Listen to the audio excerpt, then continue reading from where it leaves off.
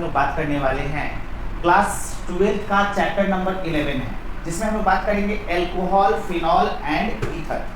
Chapter का नाम क्या है? एल्कोहल, फिनॉल तथा ईथर, और ये चैप्टर नंबर 11 है, जिसमें सबसे पहले तो हम लोग बात करेंगे एल्कोहल के बारे में कि एल्कोहल क्या होता है, कितने प्रकार का होता है और इसका नामकरण कैसे किया जाता है।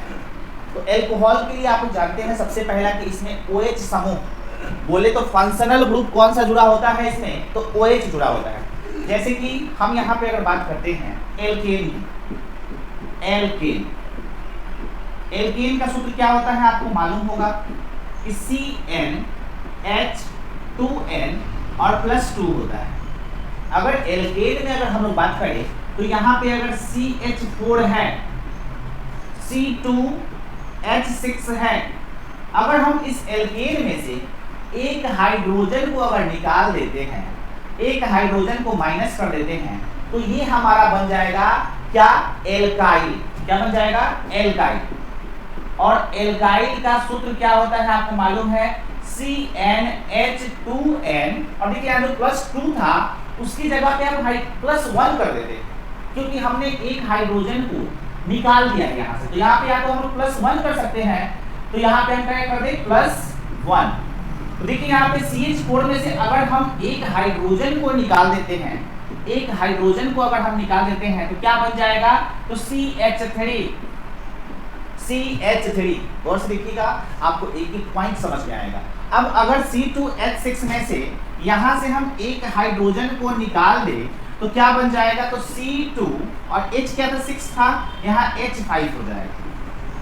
इसके अलावा आप लोग को पहले ही मालूम होगा कि हम लोग अगर इसका नामकरण करें तो हम लोग एल्केन वाले का नामकरण करते हैं तो कार्बन की संख्या इसमें 1 है, ये हमारा हो जाता है मीथेन। क्या हो जाता है? तो मीथेन। और एक हाइड्रोजन निकल गया, CH3 है, तो ये एल्काइल समूह में आ गया, ये हो जाएगा मिथाइल। अब देखिए यहाँ पे C2H6 है, कार्बन की संख्या 2 है, इथेन। और यहाँ से एक हाइड्रोजन निकाल दिए तो ये C2H5 हो गया, और ये किस समूह में आ गया? तो एल्काइल समूह में आ गया। इसका नाम क्या हो जाएगा? इसका नाम हो जाएगा इथाइल। ठीक है, इसी तरीके से आगे हम लोग लिख सकते हैं। अब देखिए ये जो एल्काइल समूह है, इसमें हमने एल्केन से एक हाइड्रोजन निकाल दिया तो एल्काइल समूह, और इस एल्काइल समूह में अगर हम जहां से क्या निकाले? हाइड्रोजन जो निकाले हैं तो स्थान खाली है। अब स्थान खाली है तो उस स्थान पे हम जोड़ देंगे, ऐड कर देंगे OH को, तो वो हमारा बन जाएगा एल्कोहल समूह। क्या बन जाएगा? एल्कोहल। तो अगर CH3 में हम OH को जोड़ देते हैं, और OH कहाँ जुड़ेगा? तो जहां से हाइड्रोजन हटा था उस स्थान पे क्या आ जाएगा? OH क्रियात्मक समूह। तो ये क्या हो जाएगा? CH3 और OH। ठीक है, इसी तरीके से इस वाले में भी एक हाइड्रोजन निकला है और उसके स्थान पे अगर हम OH जोड़ देते हैं तो वो हमारा बन जाएगा, क्या बन जाएगा? तो C2H5OH। बधाई हो, एल्कोहल प्राप्त हुआ है। तो आप समझ गए कि एल्कोहल क्या है। अब इसका नाम अगर हम देखें तो यहाँ पे नाम लिखने का, साधारण नाम लिखने का अभी आपको बताया जाएगा। दोनों नाम लिखना, साधारण IUPAC नाम कैसे लिखा जाता है इसी चैप्टर में हम बात करेंगे। तो इसका नाम क्या हो जाएगा? तो इतना हिस्सा मिथाइल है। क्या है? मिथाइल।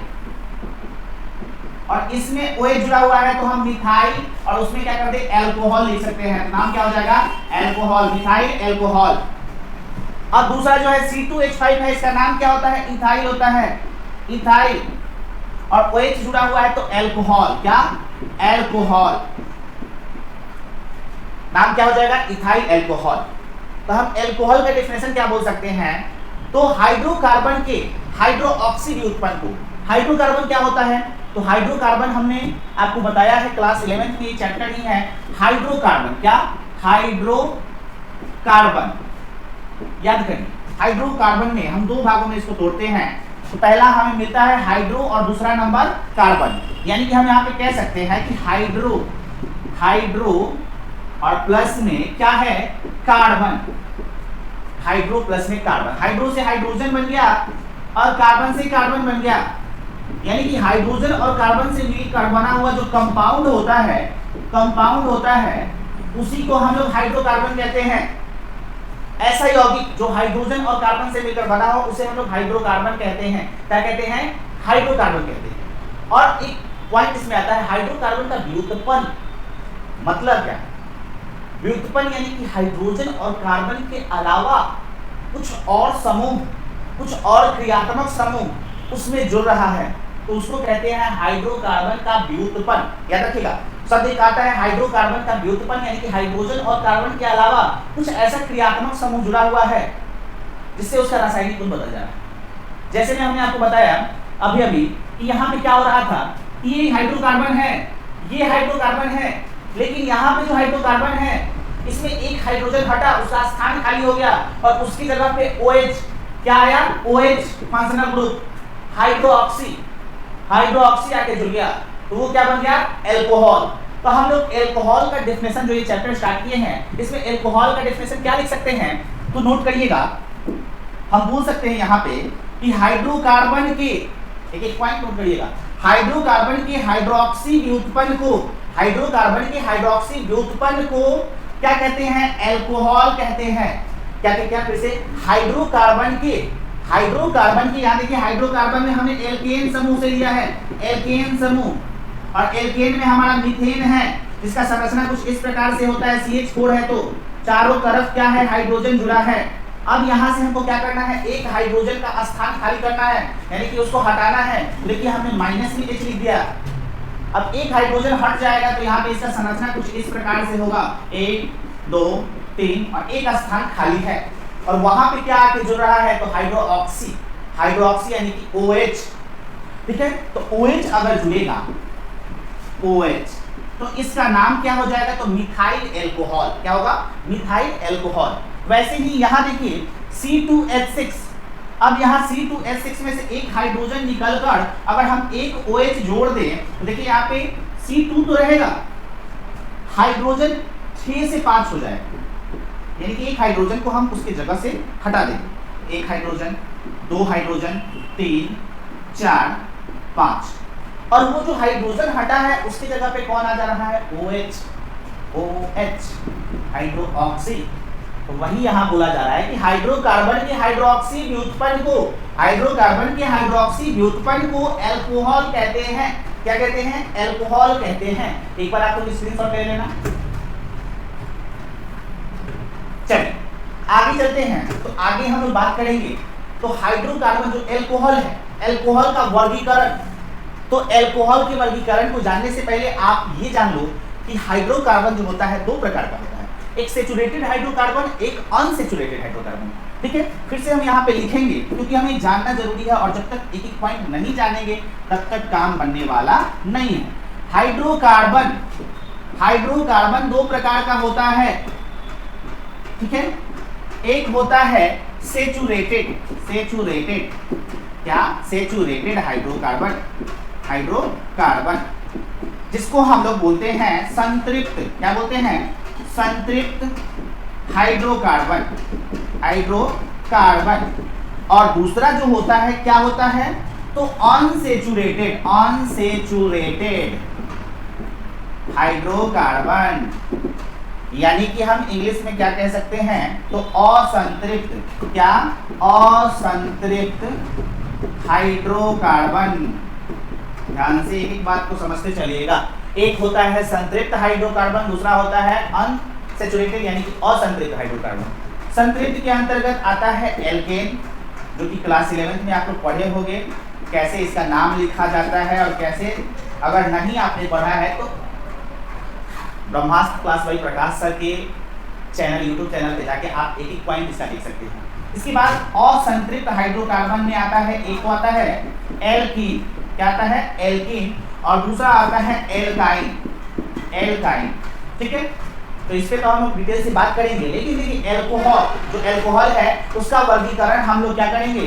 तो यहाँ पे जो वर्गीकरण कर रहे हैं वो हाइड्रोकार्बन की प्रकृति के आधार पे कर रहे हैं कि हाइड्रोकार्बन क्या है, सेचुरेटेड है कि अनसेचुरेटेड है। सेचुरेटेड हाइड्रोकार्बन जो होगा उसमें एल्केन आता है, और आपको मालूम होगा कि एल्केन में क्या होता है, तो सभी कार्बन के बीच में सिंगल बॉन्ड देखने को मिलेगा, लेकिन एल्कीन में वही कहीं ना कहीं डबल बॉन्ड आपको अवश्य देखने को मिलेगा। इसके अलावा एल्काइन में ट्रिपल बॉन्ड जरूर देखने को मिलेगा।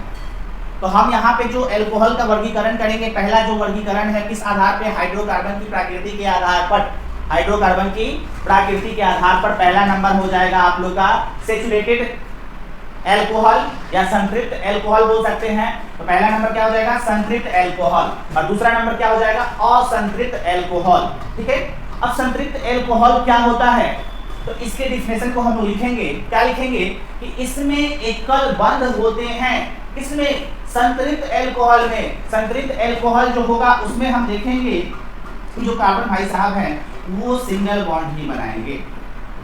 यानी कि CH3 CH3 OH जुड़ा हुआ है, OH को जोड़ दिए, इसका नाम कार्बन एक है तो मीथ से मिथाइल बन जाएगा और एल्कोहल। विस्तार से इसके नामकरण को हम लोग आगे देखेंगे। यहाँ देखिए क्या है, तो CH3 के साथ CH2 जुड़ा हुआ है, यानी कि इस चीज को अगर हम समेट के लिखना चाहें तो C2H5 और OH लिख सकते हैं। और इसका संरचना बनाना चाहें तो संरचना में देखिएगा कि सब जगह सिंगल बॉन्ड देखने को मिलेगा, सब जगह सिंगल बॉन्ड। C2 है, C2 हो गया, H5 है, 1 2 3 4 5 और एक भाई साहब OH समूह जुड़ा हुआ है। ठीक है, एक एल्कोहल का रिश्तेदार आया हुआ है, नाम क्या हो जाएगा, इथाइल एल्कोहल। ठीक है, तो यहाँ पे संतृप्त एल्कोहल किसे कहते हैं, तो इसमें एकल बंध होता है, संतृप्त में एकल बंध होता है। एग्जाम्पल के तौर पे आप लोग इसको नोट कर सकते हो। ठीक है, आगे अगर बात करें तो दूसरा होता है असंतृप्त एल्कोहल, और असंतृप्त एल्कोहल में होता है इसमें डबल या ट्रिपल बॉन्ड, डबल या ट्रिपल बॉन्ड होते हैं। अब यहाँ पे डबल बॉन्ड वाला एग्जाम्पल आपके सामने है, यहाँ पे डबल बॉन्ड आपको देखने को मिल रहा है। इसको हम लोग साधारण नामकरण में बोलते हैं विनाइल एल्कोहल, विनाइल एल्कोहल। और यहाँ देखिए इसमें भी डबल बॉन्ड देखने को मिल रहा है, इसको बोलते हैं एलाइल एल्कोहल।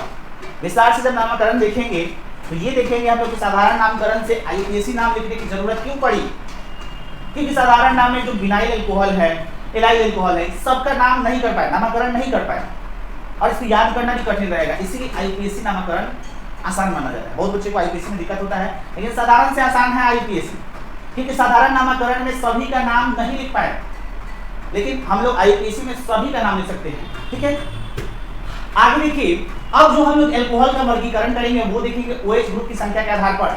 OH ग्रुप की संख्या के आधार पर, यानी कि कार्बन के चेन में अगर एक OH जुड़ा हो, एक OH जुड़ा हो तो उसको बोलेंगे मोनोहाइड्रिक एल्कोहल। क्या बोलेंगे, मोनोहाइड्रिक एल्कोहल। अगर दो को जुड़ा रहे, दो गो, तो क्या हो जाएगा, डाईहाइड्रिक एल्कोहल। और 3 जुड़ा रहे तो ट्राईहाइड्रिक एल्कोहल। 4 जुड़ा रहे तो टेट्रा, 5 जुड़ा रहे तो पेंटा, नहीं 3 से अधिक जुड़ा रहे तो सबके लिए समेट कर polyhydric alcohol, polyhydric alcohol. Clear, अगर एक OH जुड़ा हो कार्बन के चैन पर, अगर एक OH दिखाई दे दे तो मोनो, 2 OH दिखाई दे दे डाई, 3 को अगर कहीं दिखाई दे दे एक में तो ट्राई, और 4 को दिखाई दे, 5 को दिखाई दे, 6 को दिखाई दे, उसके बाद जितना दिखाई दे उसके लिए हम लोग लेते हैं पॉलीहाइड्रिक एल्कोहल। उम्मीद करते हैं कि यहाँ तक आपको समझ में आया होगा।